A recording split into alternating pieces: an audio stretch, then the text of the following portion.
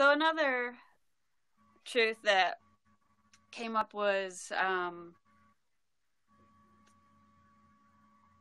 that my desires equal God's will. It's Hmm. not my desires versus God's will. And I've always looked at life like, oh, I've got to figure out what exactly is God's will for me so that I can pursue that. And, um, struggling with, I desire to do this in life, to pursue this career or whatnot. But is it God's will?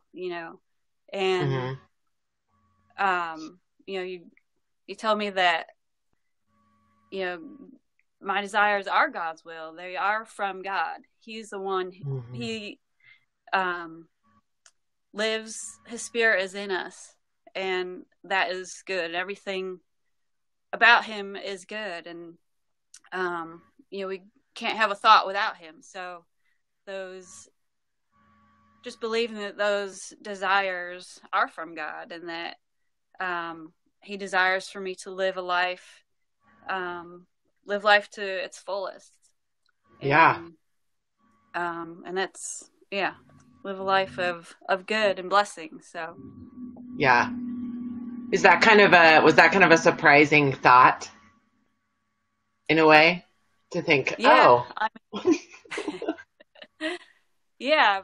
um I think another part of this, a false belief, was that, I back in the day when I was single, I felt like I was living my dreams, playing soccer at the highest level I could, and traveling the world, and just experiencing different cultures that I loved, to do. And then I got married and had a son, and felt like, okay, my dreams need to be put on hold now. I need to grow up. mm, Um, I need to be a wife and a mother, and, you know, especially for my son, to allow him to live out his dreams. And so yeah, therefore my dreams and desires kind of put off to the side. And, I just have to be, the roles, play the roles.